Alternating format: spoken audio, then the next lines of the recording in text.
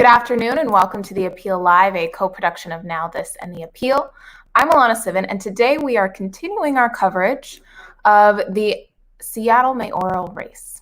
So last year, as you may know, Seattle Mayor Jenny Durkan announced that she would be stepping down after her last term, which clears the way for new leadership in a city that has really found itself at the center of debates around policing, criminal justice, housing, and economic inequity. And Durkan, who was a former federal prosecutor, who became Seattle's first lesbian mayor, appears set to leave behind a mixed record on a lot of these issues. Now, Durkan came up under fire last year, following the protests of the police killing of George Floyd. And during those protesters, we saw officers tear gassing and pepper spraying peaceful protesters, and community advocates responded with calls for major cuts to the police budget and a complete reimagining of public safety in Seattle. But in response to those calls, Durkan repeatedly rebuffed them. Durkan also vowed to address problems of homelessness when she came into office in 2017, but we've seen that homelessness levels have continued to rise, or have remained rather at crisis levels throughout her time in office, which has been driven by rising property values and a severe shortage of affordable housing. In fact, Seattle and King County recently ranked third among major urban areas in terms of overall homelessness populations, which is a position it has held for the past 7 years. And so with Durkan now departing, the race is starting to heat up. We have 6 candidates who have already joined the campaign, and a handful more are expected to announce within the next coming weeks. The Seattle mayoral primary is on August 3rd, and the 2 top candidates will then advance to the general election in November. And so over the next few weeks, we will be interviewing every single candidate who will agree to come on to The Appeal Live. So if you are running for Seattle mayor, please let us know and come on our show. So we are continuing our coverage today with a conversation with Jessyn Farrell, who is a former state legislator who also ran for mayor in 2017. She has made housing affordability and childcare 2 focal points of her campaign. We're super excited to have this conversation with her today. Thank you so much for being here with us. Thank you so much for having me. I'm happy to be here. So you've said that you believe the next mayor of Seattle will have a, quote, once-in-a-generation opportunity to create a more just and equitable city. And you say that they must do it by tackling the root causes of inequity and not by resorting to austerity. So this sort of structural change, this is a pretty heavy lift that you're calling for, and especially heavy when, we're talking about a mayor who will be tasked with bringing the city out of a devastating global pandemic. So talk to us about what your vision is for change in Seattle and how you think it sets you apart from other candidates in the race, and how you plan to make it happen.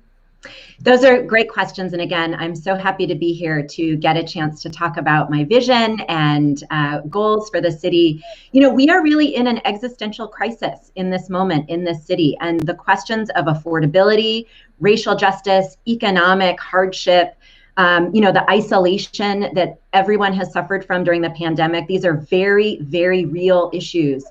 And I'm running in part because it's time for us to stop patting ourselves on the back for incrementalism in this city. And we really need to go big on the issues that are really holding us back as a place of justice and shared prosperity. And so, what that means to me is making sure that everyone in this city has economic stability. That means raising wages. It means cutting family costs. And it really means grappling with the fact that institutions are not working for people, including our public safety, our policing institutions, but even things as mundane as like delivering basic transportation services and who has access to sidewalks and filled potholes. Those are the things that are really motivating me to run. And I think that when we bring a vision, dedicated, relentless focus on solving problems, we're really able to get to that place where we're making progress on these big and, as a state legislator, as a former executive director of Transportation Choices Coalition, I've had the opportunity to get in place big changes. And I am deeply committed to doing that as mayor of Seattle. So let's talk a little bit about policing. So this is obviously a key issue in your race, and you touched on it a little bit. And I specifically want to talk about how this past summer, following the protests, the Seattle City Council pledged to cut the police budget as much as 50%. But the final 2021 budget contained only about an 11% reduction in general fund police spending, which ended up making it so that nearly 1/4 of the general fund is still going towards policing. So despite all of this, Durkin has opposed any reductions to the police budget, and recent debates in the city council suggests that further cuts in the near future will definitely not come close to that 50% figure. And so I want to touch on something that you said in a previous interview, where you were characterized as not taking a stance on the question, saying that you're going to be deliberate in not governing by a percentage, but governing by values. So talk to us a little bit about what you mean by that, and what does this tell your constituents about how you plan to approach this debate as mayor? Yeah, that's a great question. And, I'll just start by acknowledging that this issue of policing and safety was an issue in 2017. And we missed an opportunity over these last 4 years to be building relationships with the most affected communities, to be listening, and to be redesigning public safety. And so when we got to this point a year ago, we were really in a situation where there has been a lot of years that have been lost opportunities. So I just want to start by acknowledging that. And so what this means to me is there are two values that I bring to this and that I believe a lot of people share. And number one is that every single person in our community, particularly our Black and Brown neighbors and family members, should be able to feel safe when they are going about their day-to-day lives. And there are too many ways where people do not feel safe, whether it is in a moment of crisis. If you are someone like Charlena Lyles, who was in a moment of a mental health crisis, called the police and was killed, that is wrong. Whether you are, riding transit or, driving a car, those are all things that need to be addressed with an urgency so that every single person in our community feels safe as they're going about our day-to-day lives. The second value that is really important to me is this idea that public safety has to be much more than those images that you just showed on the broadcast. That we have relied on a traditional policing response and it has harmed people and killed them.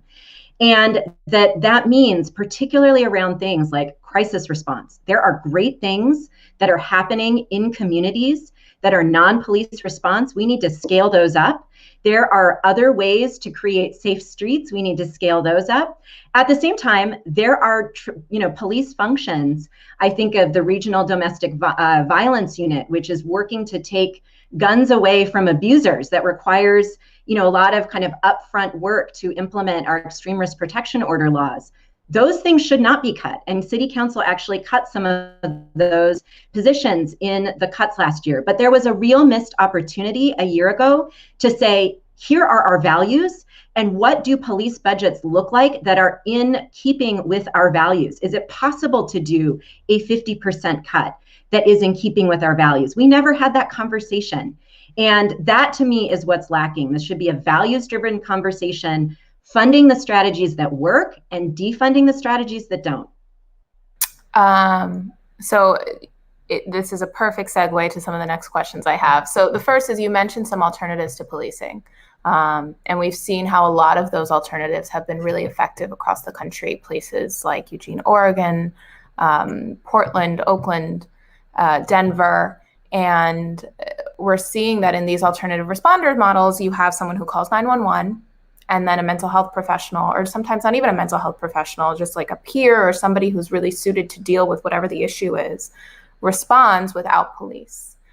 You said these are the type of things that you want to scale up. Could you talk a little bit about sort of what types of programs you think are appropriate, or what type of incidents you think are appropriate for those types of programs and which ones aren't?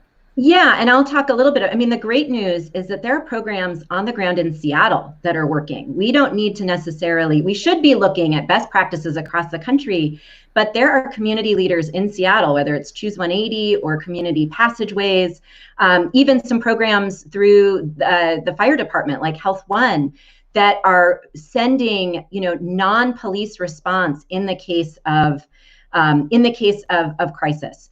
So those are things that we should absolutely be scaling up. Health One is a program that works with people who are unhoused, and we've been, again, that's something that should be scaled up across the city.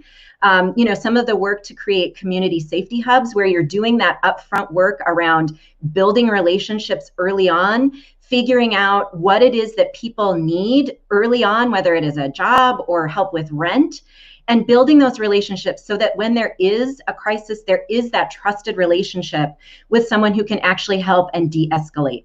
So again, I think part of this is that there are already really great things that are happening in Seattle by innovators in our community. And we just need to be building our police budgets and our public safety budgets, more importantly, to really be fostering those things that create healthy, thriving communities and connection, as opposed to those things that literally create harm and kill our Black and brown neighbors. And it's really interesting that you talk about sort of this building trust early on to figure out what people need, because a lot of times we've seen, we've looked at a lot of cure violence programs across the country as well. And sort of how part of that model is, less of a punitive approach of saying this person is a harmful person, so let's make sure they can't harm anyone, but instead realizing that sort of hurt people. Like we've all often seen that when there's gang violence, normally it turns in a cycle where somebody who's been harmed by that violence ends up harming again, and then you have violence interrupters come in at the site of the harm to sort of prevent it from being a cycle. So I'm curious how cure violence falls within your plan and whether or not that's something that you would be open to scaling up.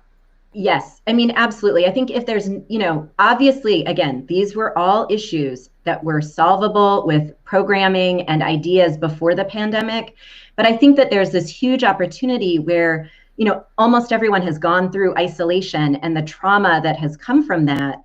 And this recognition that we need to be building into our public safety budgets, a recognition that a lot, as you just said, hurt people, and that trauma support is not just this one-off thing that you fund one time and then you go away and come back and everything's fixed, but it's about ongoing relationships, it's about trust, and it needs to be infused in our institutions, whether it is around, creating better mental health support for kids in schools, and a whole host of policies around interrupting the school to prison pipeline, or whether it is a recognition that people who may be suffering from a mental health crisis on the street are themselves needing access to longer term trauma support. Again, I think about Charlene Lyles, who had called for help many, many times in advance of that incident where she was killed. We knew as systems that she needed help. And so it is absolutely crucial that we're looking at the continuum, again, from, when humans are little, and supporting those things that really create healthy families through schools and into, again, those restorative justice and diversion programs that really help people heal from what the underlying causes are. And I know you're still thinking about sort of numbers and budgets and things like that, so you're not committing to a number, but I do want to talk about, you've talked about a number of areas where you could potentially take responsibility away from the police. So you've touched on housing, mental health, things that could require violence interrupters.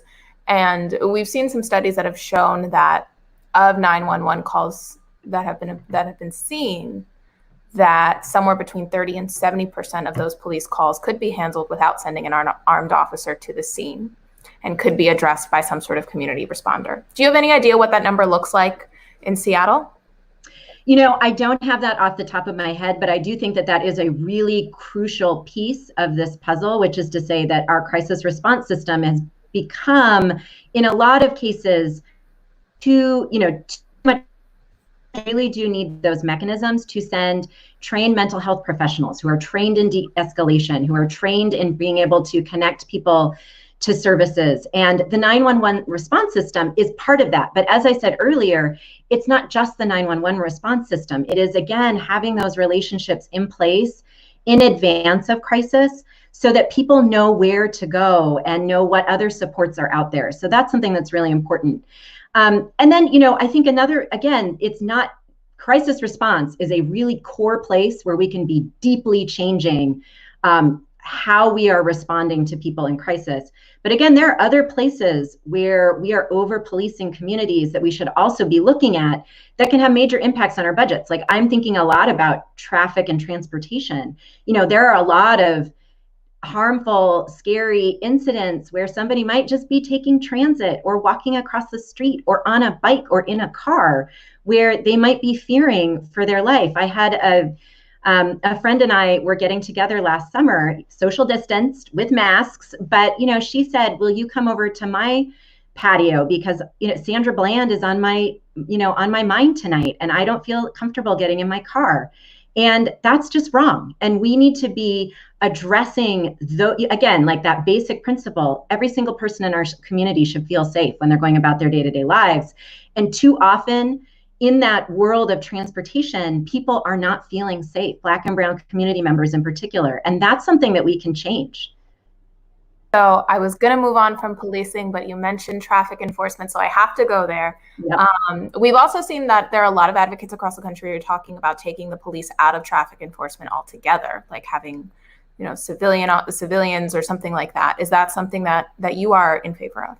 Yeah, absolutely. I mean, again, we should be looking at what is the outcome that we want. We want our neighbors and our friends, to be feeling comfortable as they go about their day-to-day life, and of course, we all want safe streets, and those things should not be in conflict. And the good news is that we actually know a lot about how to create safer streets. And as it turns out, those tend to be things that that members of our community really want, whether it's sidewalks or street trees or bulb outs. There are a lot of ways using the built environment we can actually signal to cars to slow down. And that's a way to take enforcement.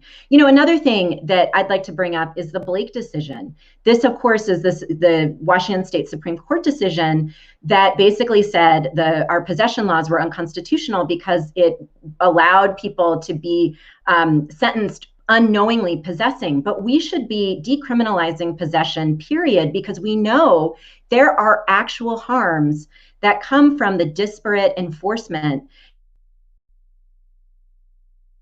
And the mayor of Seattle is not a legislator, but has a deep interest in figuring these things out, because if we're really focused on problem solving and getting to a place where everybody in our community feels safe and is safe, those are the kinds of policy solutions that I think will really get us to a place where we're not relying on the police for, safe streets, for example, but we are using other supports that actually create, a really great community.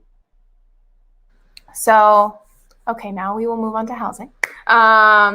So as I mentioned at the top, housing has been a really central issue in this race, particularly because we've seen how it's issues of unaffordability, wealth inequality have been at the front and center of Seattle for really decades, particularly as an influx of tech and other corporate money has kind of fueled an economic divide in the city.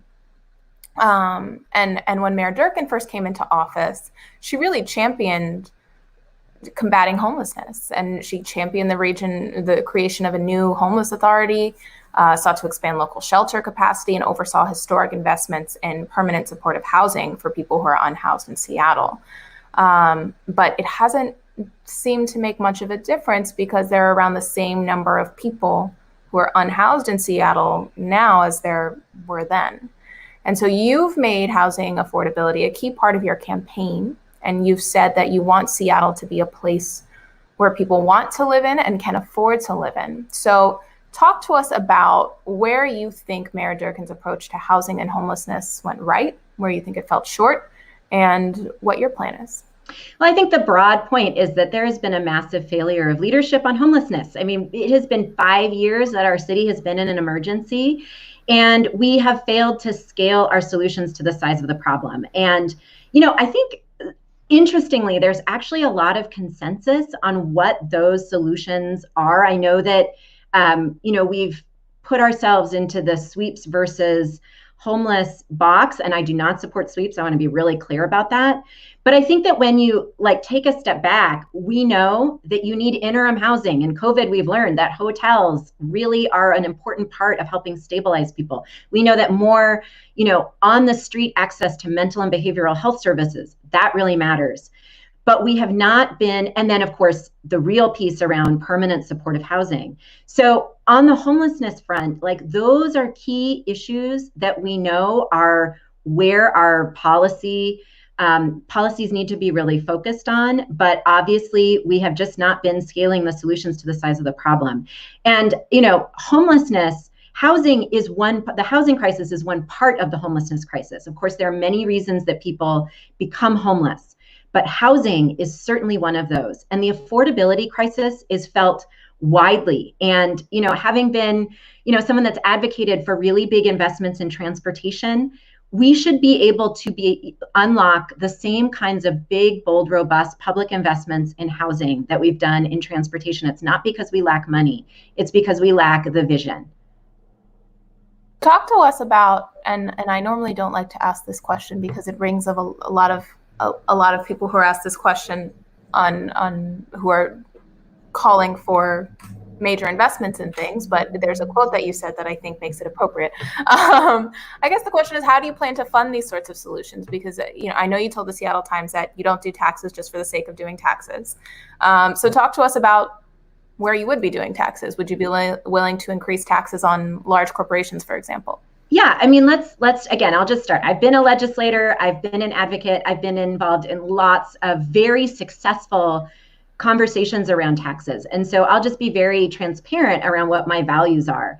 I mean, number one, the high quality service that we all want has to lead the conversation. Like we have to be really focused on what the things are that we want. And I would say that a lot of us really want to crack this issue around affordable housing, and that we can look to other places in the world like Vienna and Singapore that have done major public investments in housing and have a greater degree of housing stability, which is good for all of us. So that's one thing. The second thing, of course, is we have a deeply regressive tax code in this state. Many of your watchers, I'm sure, know that.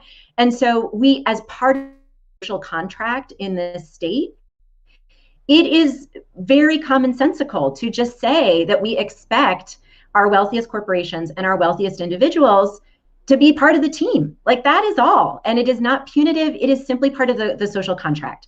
So to your specific question around how is it that we're paying for housing, again, I think we lead with the what, and then the how.